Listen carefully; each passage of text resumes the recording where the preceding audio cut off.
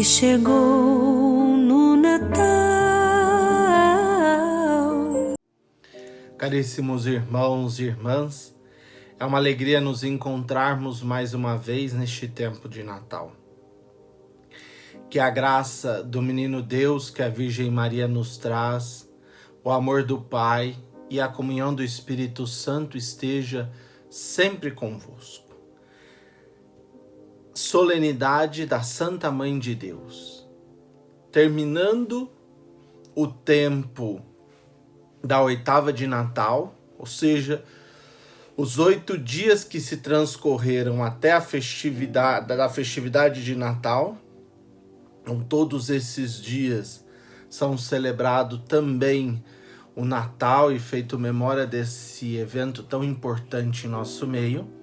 Dia 1º, começando já na véspera do dia 31 para o dia 1º, celebramos a solenidade da Santa Mãe de Deus e o Dia Mundial da Paz. Uma solenidade bastante bonita, que foi instituída há pouco tempo pelo Papa Paulo VI, na reforma do calendário de 1975. E a festa do primeiro dia do ano era chamada Festa do Nome de Jesus. Os judeus, depois de 8 dias, circuncidavam o menino. E nesse dia se dava o nome à criança. E aí eles vão dizer, o nome dele vai ser Jesus, como o anjo tinha anunciado. O Papa Paulo VI conservou os textos, alguns textos dessa memória, que era celebrada no dia 1º, e colocou então a Mãe de Deus como aquela que abre o ano civil, nos apresentando o Cristo. É uma bela imagem.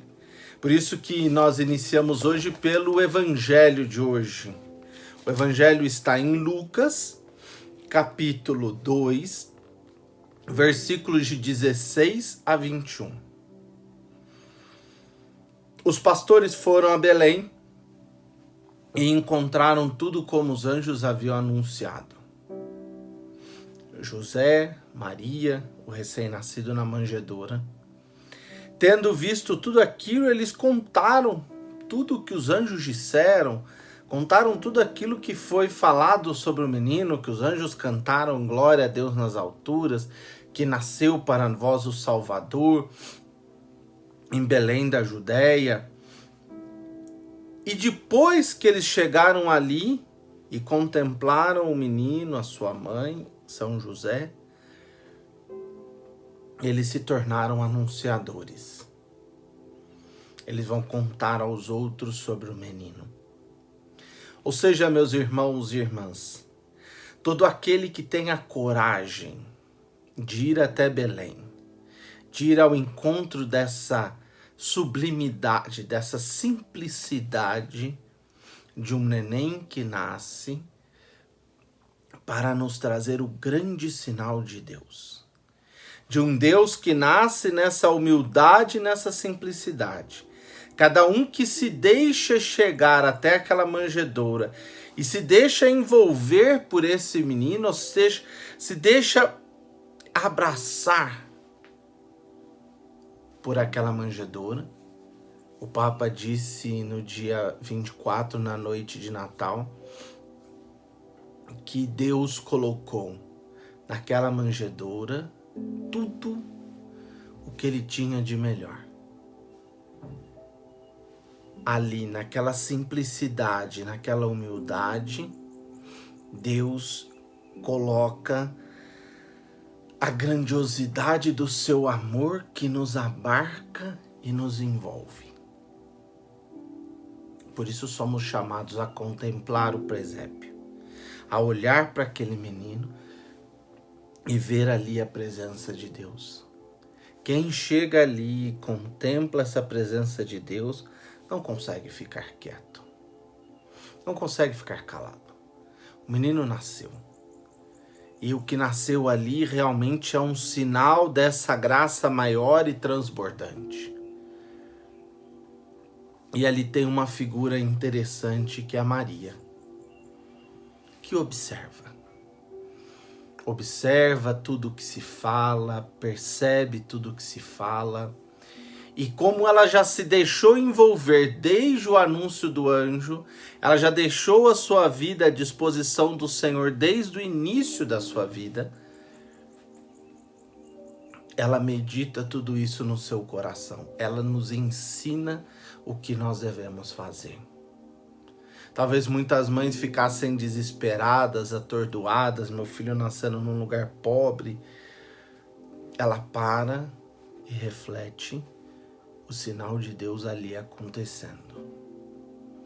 Ela abre o seu coração, ela abre a sua vida para colher este sinal de Deus, para perceber a grandiosidade desse mistério de Deus.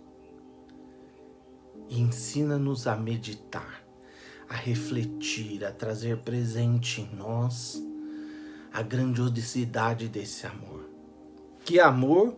O amor de um Deus que se fez homem para vir ao nosso encontro. E como eu disse no início, é o dia do nome de Jesus, tanto que o texto encerra quando se completaram os 8 dias para a circuncisão do menino, deram-lhe o nome de Jesus, como fora chamado pelo anjo antes de ser concebido. Jesus então é essa presença de Deus que vem ao nosso encontro. E hoje, de um modo especial, nós contemplamos ela apresentada por Maria. Ou seja, Maria é aquela que nos oferece o Salvador. É aquela que nos mostra o Senhor. A imagenzinha aqui presente nos traz essa ideia, né? Em Maria nos é trazida a salvação. Ela nos apresenta, ela nos traz o Salvador. Depois nós vamos agora para a carta de São Paulo. Gálatas, carta de São Paulo aos Gálatas, capítulo 4, versículos de 4 a 7. Um texto esplendoroso, lindo mesmo. Quando se completou o tempo previsto por Deus, ou também chamado a plenitude dos tempos, Deus enviou o seu Filho, nascido de uma mulher. Ou seja, ele não é nascido dos anjos, ele não vem e cai na terra, ele não é um espírito. Nós cremos, desde o início da nossa fé cristã, desde o primeiro símbolo da nossa fé, desde a nossa primeira profissão de fé, nós cremos que Jesus é o Filho de Deus, nascido de Maria. Por isso ele é filho de Deus e é filho de Maria. Ela é a mãe de Deus, a Theotokos, Concílio de Nicéia 325. Ela realmente é a mãe de Deus. E Éfeso trabalhará esse nome de Theotokos de uma forma mais enfática.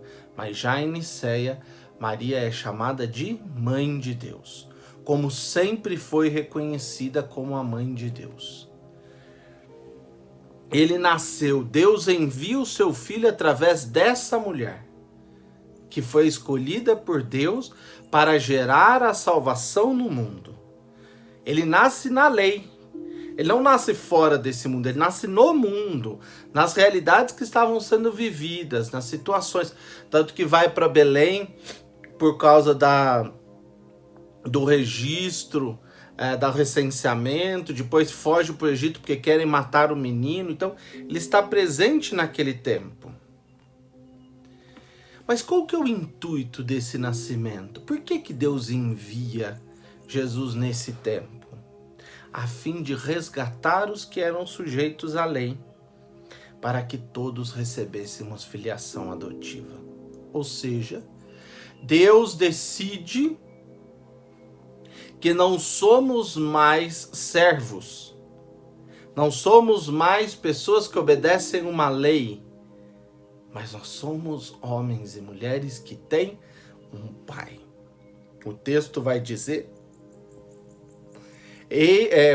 e porque sois filho, Deus enviou aos vossos corações o Espírito do seu Filho que clama, Abba, Pai. Ou seja, nós podemos chamar Deus de Pai, meu paizinho, meu Pai. Deus é um Deus presente, que nos envolve, que nos abarca no seu amor de Pai.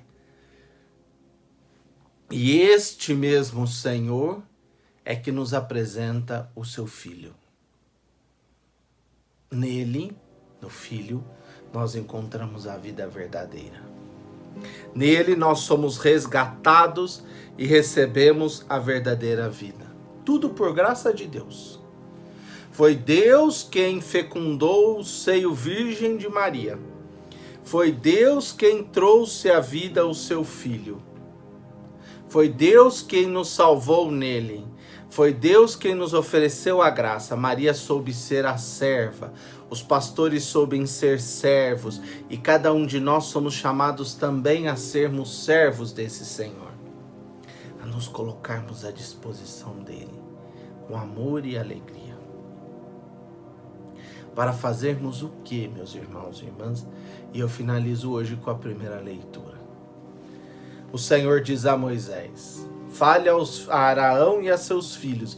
Araão e seus filhos, porque os filhos de Araão são os sacerdotes, né? É a casta sacerdotal de Israel. Ao abençoar os filhos de Israel, dizei: o Senhor te abençoe e te guarde. O Senhor faça brilhar sobre ti a sua face e se compadeça de ti. O Senhor volte para ti o seu rosto e te dê a sua paz.